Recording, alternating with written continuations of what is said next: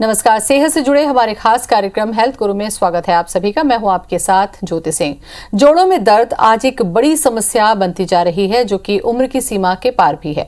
ये समस्या इसलिए भी गंभीर है क्योंकि हाल ही में इस समस्या से पीड़ित मरीजों की संख्या में इजाफा हुआ है, जिनमें ज्यादा उम्र के लोग तो शामिल थे ही, साथ ही कम उम्र के लोग भी ज्वाइंट पेन के शिकार हो रहे हैं। इसलिए ये समस्या और भी गंभीर होती जा रही है। लेकिन क्या आप इसके शिकार न हो, इसके लिए तमाम जानकारी आपको जाननी जरूरी है ताकि आप ज्वाइंट पेन से अपने आप को मुक्त रख सकें। तो चलिए शुरू करते हैं अपना खास कार्यक्रम हेल्थ गुरु।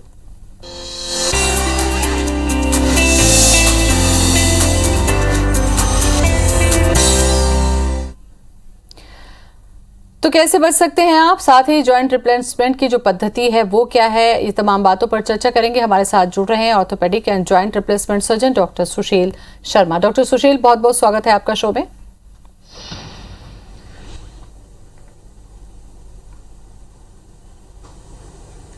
नमस्कार डॉक्टर सुशील, सबसे पहले जॉइंट पेन पे, जॉइंट के रिप्लेसमेंट पर जाएं, लेकिन उसके पहले हम ये समझ लेते हैं कि हड्डियों से जुड़ी ये जो समस्या है, जिसे हम कई बार ऑर्थराइटिस के नाम से ही जानते हैं, तो वास्तव में ऑर्थराइटिस है क्या और क्या इसके लिए कोई उम्र की सीमा होती है?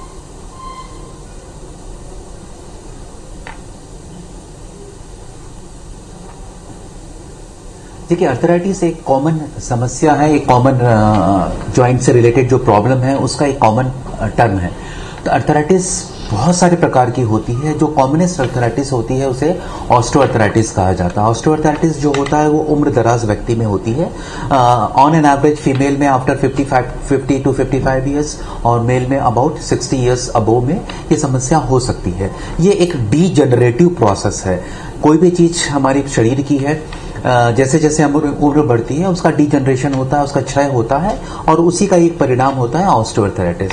और उसके अलावा बहुत सारी जो अर्थराइटिस होती है, जैसे कि आपने नाम सुना होगा, हम गठिया बात कॉमनली बोलते हैं, जिसे कि हम रूमेटॉइड अर्थराइटिस कहते हैं। रूमेटॉइड अर्थराइटिस एक पैथोलॉजिकल कंडीशन है, वो उसका उम्र से कोई वास्ता नहीं है। ये किसी भी उम्र के व्यक्ति में हो सकता है। ये जुवेनाइल अर्थराइटिस तो बच्चों में भी हो सकता है और उसके कारण उसके जोड़ डैमेज हो सकते हैं। उसके अलावा अदर टाइप ऑफ अर्थराइटिस जो होती है, एंकाइलोजिंग स्पॉन्डिलाइटिस होती है, रीटस अर्थराइटिस होती है, वैसे कई प्रकार की गॉटी अर्थराइटिस होती है, कई प्रकार की अर्थराइटिस होती है और हर प्रकार की अर्थराइटिस का एक पैथोलॉजिकल फीचर्स अलग अलग होते हैं। उम्र की एक सीमा अलग होती है, मेल फीमेल प्रोमिनेंस अलग अलग होता है। लेकिन सारी प्रकार की अर्थराइटिस का जो एंड स्टेज होता है वो जोड़ों का डैमेज होना। डिफरेंस ऑस्टियोआर्थराइटिस जो कि उम्र दराज व्यक्ति में होती है और जो अदर टाइप की पैथोलॉजिकल अर्थराइटिस है, डिफरेंस सिर्फ ये मेन होता है कि अर्ली एज में वो चीजें चालू हो जाती है, जो पैथोलॉजिकल कंडीशंस होती हैं, और उसका इलाज और उसका मेडिकल ट्रीटमेंट मेन पार्ट होता है। जबकि ऑस्टियोआर्थराइटिस में मेडिकल ट्रीटमेंट तो होता ही है, लेकिन जब एंड स्टेज में अर्थराइटिस पहुंचती है तो जॉइंट रिप्लेसमेंट ही एक रास्ता होता है। जी डॉक्टर सुशील, दो चीजें आपके जवाब से सामने आई, वो ये, एक तो जो उम्र के साथ होना ही है और होता है, जो स्वाभाविक है जैसा आपने बताया। दूसरा, जिस पर उम्र की कोई सीमा नहीं है, कभी भी किसी को भी हो सकता है, जो कि गठिया बात कह रहे हैं। ये जो उम्र के साथ होता है, लेकिन आजकल हम ये देखते हैं कि ये जो जॉइंट पेन है आज अर्ली एज में भी देखने को मिल रहा है। तो क्या इसके लिए हमारी लाइफस्टाइल, हमारा खान पान इसके लिए जिम्मेदार है, या हम इसको रोक सकते हैं, उसके लिए हमारी लाइफस्टाइल जिम्मेदार हो सकती है?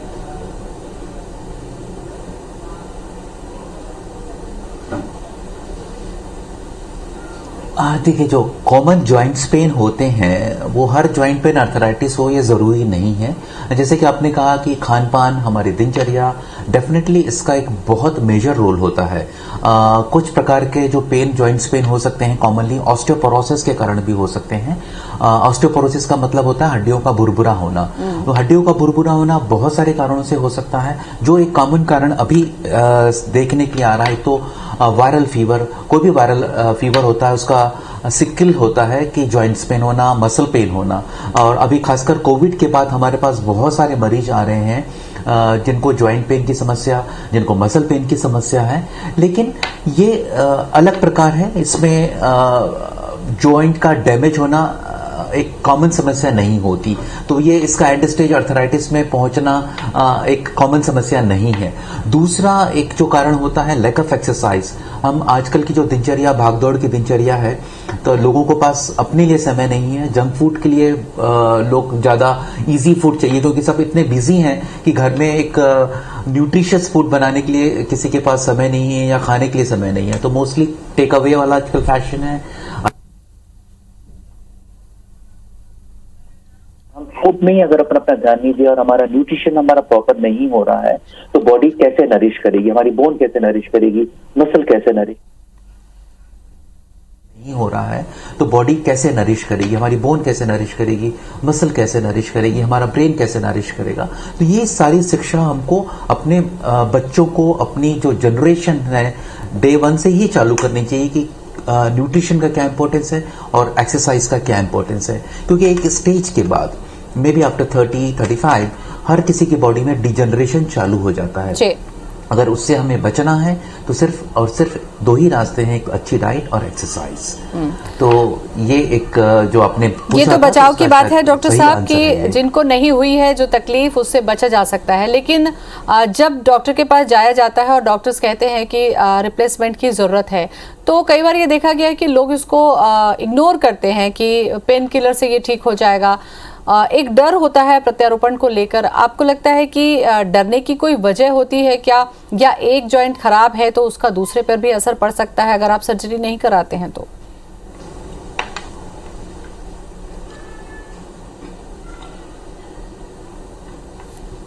देखिए, जॉइंट रिप्लेसमेंट मैंने कहा जैसे ये एंड स्टेज अर्थराइटिस का ट्रीटमेंट है। आज भारत देश में लगभग 1.5 लाख नी रिप्लेसमेंट पर साल पर एनम होते हैं। लगभग 70 से 80 हजार के आसपास हिप रिप्लेसमेंट पर एनम होते हैं। और बहुत सारे ऐसे मरीज हैं जो कि जिनकी लाइफ डिसेबल हो चुकी है, जो अपना काम नहीं कर पा रहे हैं, जबकि बाकी शरीर स्वस्थ है। जस्ट बिकॉज उनके हिप जॉइंट खराब हो गया है या नी जॉइंट खराब हो गया है, वो अपना काम, अपनी दिनचर्या, अपना जो ब्रेड एंड बटर अर्न करना है वो नहीं कर पा रहे हैं। तो ऐसे पेशेंट के लिए तो ये वरदान है। हम पेशेंट आता है अर्थराइटिस का, ऐसा नहीं हम स्ट्रेट फॉरवर्ड मैं उसे जॉइंट रिप्लेसमेंट की सलाह दे दूं। पहले मेडिकल ट्रीटमेंट हम ट्राई करते हैं, सीरियसली उसको समझाते हैं कि आप मेडिकल ट्रीटमेंट लीजिए, आप एक्सरसाइज कीजिए, फिजियोथेरेपी करिए, और कुछ डूज एंड डोंट्स जो स्ट्रिक्टली आप फॉलो कीजिए। तो हो सकता है कि आपकी जो जॉइंट डैमेज हो रहा है बहुत हद तक हम उसको रोक सकते हैं। तो ये एक प्रारंभिक उपचार का तरीका होता है। जैसे कि हमारे छत्तीसगढ़ में सिकल सेल एनीमिया एक बहुत ही कॉमन समस्या है, जिसके चलते कि जो bone cancer, specially hip joint और शोल्डर जॉइंट में एवेस्कुलर नेक्रोसिस होती है और वो खराब हो जाते हैं। तो अभी रिसेंट हमने एक टेक्निक जो बाहर से हमने इजाद की है, हमने जो उसको अडॉप्ट किया है, नॉट इजाद, अडॉप्ट किया है, एक रीग्रो करके एक होता है। आपका हम मरीज का ये ब्लड निकालते हैं, उसको लैब में ग्रो करते हैं। जो उसमें जो सेल्स होती हैं, स्टेम सेल्स होती हैं, वो काफ़ी हम उसको मल्टीप्लाई करते हैं और मरीज के जो हिप जॉइंट है फिर से इंजेक्ट करते हैं। और बहुत सारे मरीज को हमें को बहुत इंकरेजिंग रिजल्ट मिला। जो जॉइंट डैमेज हो रहे थे, 1 साल बाद हमने फिर से MRI कराया तो बहुत हद तक वो अपनी रिवर्सेबल स्टेज में आ गए। तो ये सब थेरेपी है, ये ट्रीटमेंट है। तो हमारा पहला एम होता है कि नेचुरल जो जॉइंट है उसको प्रिजर्व करके रखना, क्योंकि जो नेचुरल जॉइंट है उसका कोई सब्स्टिट्यूट नहीं हो सकता। लेकिन अगर जॉइंट पूरी तरह खराब हो चुके हैं, मरीज चलने में असमर्थ है, उसको इतना पेन हो रहा है कि अपनी एक्टिविटी ऑफ डेली लिविंग नहीं कर पा रहा है, तो हम डेफिनेटली उसको जॉइंट रिप्लेसमेंट की सलाह देते हैं। और आपको ये बता दूं कि जो जॉइंट रिप्लेसमेंट है एक one of the most successful surgery है। ये सबसे सफलतम सर्जरीज में होती है। मरीज को हम सेम डे या ज़्यादा से ज़्यादा नेक्स्ट डे हम उसको चलना चालू करा देते हैं। मरीज 2 से 3 हफ्ते में अपनी पूरी पुरानी दिनचर्या में आ जाता है। 3rd डे डिस्चार्ज कर देते हैं। तो मरीज, बहुत सारे मरीज जो है वो ऐसा लगता था कि उनको कि हम अब हमारे एंड ऑफ लाइफ हो गया। तो लेकिन जब रिप्लेसमेंट के बाद वो फिर से मिलने आते हैं, जो उनके चेहरे की जो स्माइल देखते हैं हम, जो उनका जो सेटिस्फैक्शन देखते हैं, तो हमको खुद बहुत अच्छा महसूस होता है कि हमने इनकी ज़िंदगी में हम कुछ हेल्प कर सके। तो ये एक बहुत सफलतम सर्जरी है और ये हम आखिरी में ही एडवाइस करते हैं, नॉट इन द बिगिनिंग। बिल्कुल। डॉक्टर साहब, अगर जोड़ प्रत्यारोपण की हम चर्चा करते हैं तो क्या इसके लिए कोई एज लिमिट है कि इस एज तक ही ये किया जा सकता है, उसके बाद नहीं किया जा सकता? कोई उम्र की बंदिश है?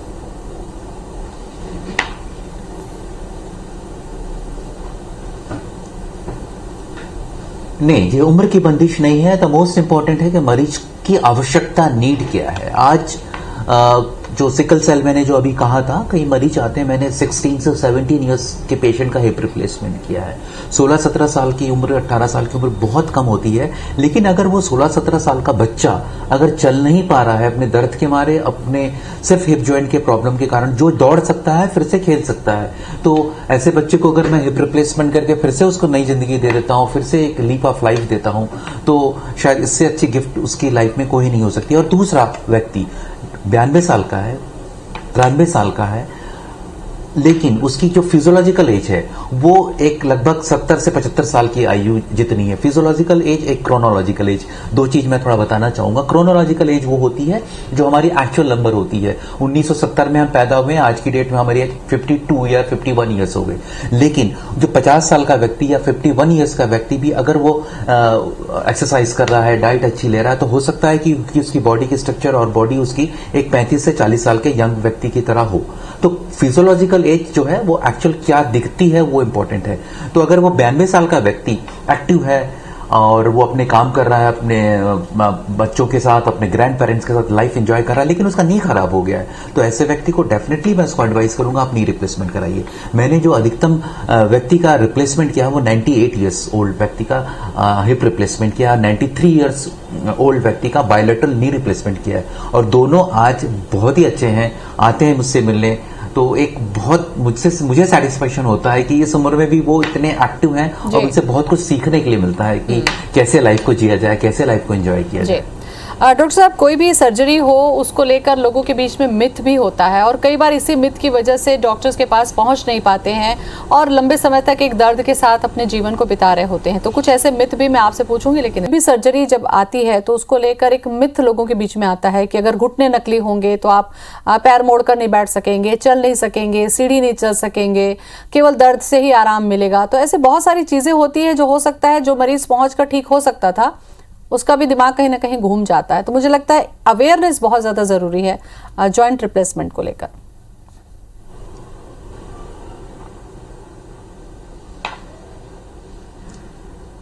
डेफिनेटली, यह बात बिल्कुल आपने सच कही कि अवेयरनेस बहुत जरूरी है। ये एक लोगों में मिथ रहता है कि अभी तो हम चल रहे हैं, ऑपरेशन के बाद तो ये भी नहीं चल पाएंगे, जबकि वो उनकी जो धारणा इतनी गलत है। मैं बहुत सारे मेरे वीडियोस बने हैं पेशेंट्स के जो खुद अपने बना के भेजते हैं। अभी मैंने एक 25 साल के व्यक्ति का हिप रिप्लेसमेंट किया था जो चल नहीं पा रहा था। अच्छा खासा बेचारा वो खेत में काम करता था, उसको एग्रीकल्चर डिपेंडेंट फैमिली है, बहुत बड़े लैंडलॉर्ड है लेकिन एग्रीकल्चर डिपेंडेंट है। वो खुद अपना एग्रीकल्चर का काम करता था, लेकिन हिप जॉइंट खराब हुई है उसके सिकल सेल एनीमिया के कारण, और मैंने दोनों हिप का रिप्लेसमेंट किया। उसने मुझे कुछ दिन पहले अपना वीडियो भेजा, ऑपरेशन के लगभग 1 महीने बाद का। वो ट्रैक्टर चला रहा था। अगर पॉसिबल होता तो मैं आप लोगों के साथ जरूर शेयर करता। और ऐसे ही कई लोग हैं जो घर में बैठे थे, 2 कदम नहीं। अभी हमारे पास एक जबलपुर से एक लेडी आई थी, दोनों नी उसके बुरी तरह खराब थे। लिटरली उसे व्हील चेयर में लाया गया था, 2 लोग उठा के हमारे बेड में उसे रखे, लेकिन सर्जरी की आज टाका निकालने, आज ही वो स्टिचेस निकालने आई थी। वो खुद से चलती आई बिना स्टिक के, और जो उनके जो चेहरे में कॉन्फिडेंस था वो देखते ही बनता था। तो ऐसे बहुत से एग्जाम्पल हैं जो सर्जरी के पहले नहीं चल पाते थे, जो उनके जोड़ खराब होने के कारण, लेकिन वो बाद में चल पा रहे हैं, बाद में बहुत अच्छे से चल पा रहे हैं, वो 5-5 किलोमीटर का वॉक कर पा रहे हैं। तो हो सकता है कि पहले किसी की सर्जरी हुई, क्योंकि हर किसी सर्जरी का सक्सेस के साथ साथ फेलर भी होता है। तो वो कुछ ऐसे व्यक्ति होंगे जिनका सर्जरी कभी फेल हुआ हो, या उस पुराने एरा में सर्जरी हुई होगी जब वो उतना डेवलप नहीं था। आज जो है जॉइंट रिप्लेसमेंट एक नया एक कटिंग एज टेक्नोलॉजी है। मैं नेविगेशन की मदद से करता हूं, जो छत्तीसगढ़ में एक पहला नेविगेशन सेंटर हमारा मेडिशाइन हॉस्पिटल है। तो नेविगेशन की मदद से हम एग्जैक्टली जिस पोजीशन में प्रकृति ने, ईश्वर ने जो जोड़ को जिस पोजीशन में, जिस एनाटॉमिकल पोजीशन में बना के रखा है, उस पोजीशन में हम उसको प्लेस करते हैं, सो दैट उसको पेन खत्म हो जाए।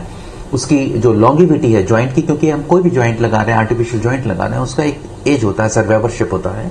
तो हम अगर प्रॉपर जैसे नेचर ने लगाया है हम उस पोजीशन में ही लगाते हैं तो उसका सर्वाइवरशिप बहुत बढ़ जाता है। तो ये धारणा बिल्कुल गलत है कि जॉइंट रिप्लेसमेंट के बाद व्यक्ति चल नहीं पाएगा, बल्कि ये धारणा होनी चाहिए कि जॉइंट रिप्लेसमेंट के बाद उसको नई जिंदगी मिल जाएगी। बिल्कुल डॉक्टर साहब, जॉइंट रिप्लेसमेंट के एरिया में क्या कुछ नया एडवांसमेंट हुआ है, कुछ नई टेक्निक्स आई हैं जिससे सर्जरी और ज़्यादा ईजी हो चुकी है आपके हॉस्पिटल्स में?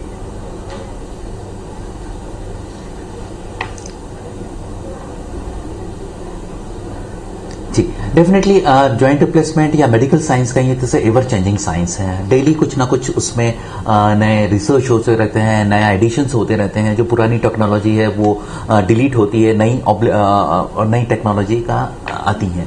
तो इसमें जॉइंट रिप्लेसमेंट में बहुत अभी नई चीज जो है, बहुत ऐसे रीसेंट एडवांसेस तो नहीं है, बट डेफिनेटली मोस्ट इंपॉर्टेंट अभी हुआ है कि जो हमने एक नेविगेशन एक हुआ है, रोबोटिक सर्जरी आई है, रोबोट की मदद से जॉइंट रिप्लेसमेंट होता है। जैसे में हम यहाँ नेविगेशन करते हैं तो कुछ रोबोटिक जॉइंट रिप्लेसमेंट सेंटर्स भी हैं वर्ल्ड में। उसके अलावा नी रिसर्फेसिंग एक नया टेक्नोलॉजी है। जैसे कि जॉइंट रिप्लेसमेंट हम करते हैं तो दोनों उसके जो है सिरे हमको बदलने पड़ते हैं, लेकिन अगर उसका सिर्फ एक ही सिरा खराब है, क्योंकि जॉइंट रिप्लेसमेंट मतलब पूरा कंप्लीट टोटल नी रिप्लेसमेंट करने की हमको जरूरत नहीं पड़ती। अगर एक ही सिरा खराब है तो हम उसके सिर्फ एक सिरे को ही बदलते हैं, जैसे कि नी रीसर्फेसिंग कहते हैं। तो आगे की सर्जरी बड़ी आसान हो जाती है। अगर हमको कंप्लीट टोटल जॉइंट रिप्लेसमेंट में भी कन्वर्ट करना है तो ये बहुत आसान हो जाता है और उसकी लाइफ हम ज्यादा उसको दे सकते हैं। तो इस प्रकार से एक दूसरा होता है सरफेस, जो जॉइंट रिप्लेसमेंट के बाद जो सरफेस कांटेक्ट में आते हैं। जैसे कि मैं आपको ये बताऊं, ये जो है जो सरफेस जो कांटेक्ट में आता है, तो ये सरफेस बहुत सारे मेटल ऐसे नए इजाद हो गए हैं जिसमें कि घर्षण बहुत कम हो गया है, फ्रिक्शन कम हो गया। फ्रिक्शन कम होने के कारण उसकी जो है डीजनरेशन कम हो गया और वो उसकी एजिंग काफी बढ़ गई है। तो हम ये जो जॉइंट रिप्लेसमेंट के बाद, नी रिप्लेसमेंट के बाद लगभग 20 से 25 साल तक का हम उसको पेशेंट को एश्योरेंस देते हैं। हिप रिप्लेसमेंट के बाद 25 साल का एश्योरेंस देते हैं कि आपके अगर आपने अच्छे से जोड़ का देखभाल की तो 25 साल तक आपकी जोड़ आसानी से चल सकते हैं। तो ये नया एडवांसमेंट डेफिनेटली पेशेंट के लिए और हमारी मेडिकल फ्रेटर्निटी के लिए बहुत ही यूजफुल है। डॉक्टर साहब, जैसा कि आपने जिक्र भी किया कि दूसरे स्टेट के भी पेशेंट अब आप लोगों के पास में संपर्क में हैं, सर्जरी के बाद जो सबसे ज़्यादा ज़रूरी होती है कि क्या कुछ सावधानी रखने की ज़रूरत होती है या डॉक्टर के कांटेक्ट में रखने की ज़रूरत होती है? कैसे मैनेज होता है और क्या सावधानियां होती हैं?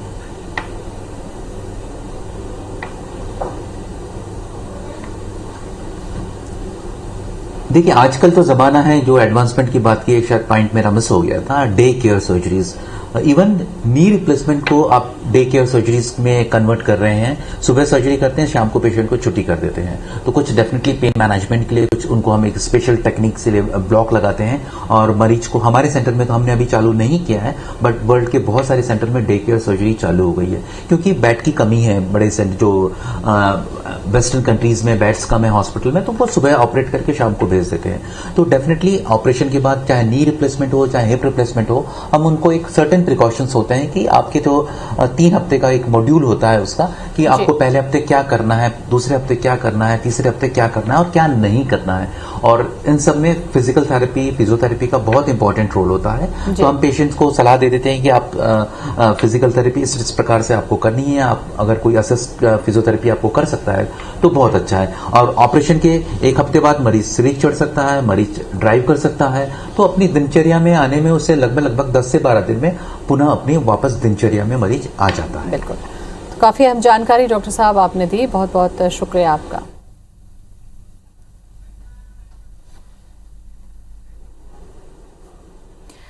तो आपने देखा कि जॉइंट रिप्लेसमेंट की आधुनिक तकनीक भी मौजूद है। जरूरत है कि समय पर डॉक्टर के पास पहुंचकर अपना ऑपरेशन कराने के बाद आप सामान्य जिंदगी फिर से जी सकें। नमस्कार।